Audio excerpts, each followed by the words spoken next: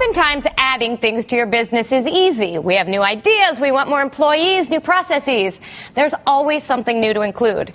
But our next guest says that what you should be concentrating on is not adding, but subtracting. So kiss anything that's excessive, confusing, or wasteful, or hard to use goodbye. Matt May is the founder of Edit Innovation, an idea agency based in Los Angeles. He's also author of the new book, The Laws of Subtraction: 6 Simple Rules for Winning in the Age of Excess Everything. Great to see you, Matt. Oh, likewise. Thank you. I love this segment because we're always trying to add new things. And really, when you're running a business, you have got to be more simple about things. And so I want to get right into the things that you say you should kill off.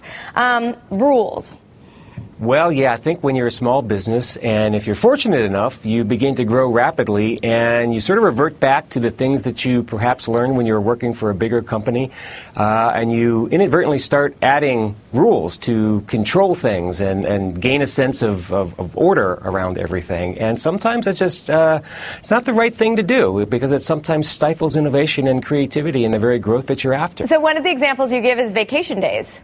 We're used to having rules around vacation days. I get 2 weeks, I turn it in, I get something back from my boss saying you can take it off. Absolutely. A great example of a company that got rid of those kinds of rules is Netflix. All their workers were sort of working at home, and no one was tracking their hours working, but they were tracking their vacation days and their sick days, and the employees and the associates said, well, why are you doing that? It doesn't make any sense. And management agreed, said, good point. And so they got rid of vacation policy. So now no one has to game the system. You just cover your work, make sure your manager knows, and take as much time, anytime you want to. Yeah, and that Netflix PowerPoint made its way around the internet, so a lot of us saw it. Okay, next one, information. Limit. What do you mean by limit the kind of amount of information?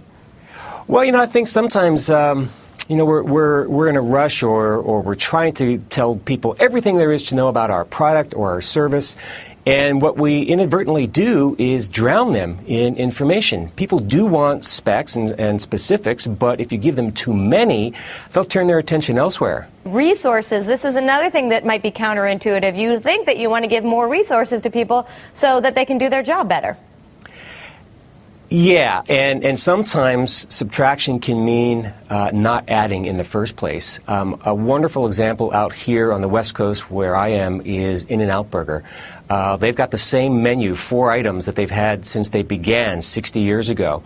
And so they've restrained themselves from adding that kind of resource, if you will, but they've allowed their customers, their consumers, to add to the menu. There's a secret menu, and it sort of creates this mystique. They only have one rule. Back to the notion of rules. We'll do anything you want to a burger. All right. Again, the book is Laws of Subtraction. I think it is worth a read for anyone to just remind ourselves, take time off and get rid of stuff that is not necessary. Matt May, thanks so much for joining us. Thank you.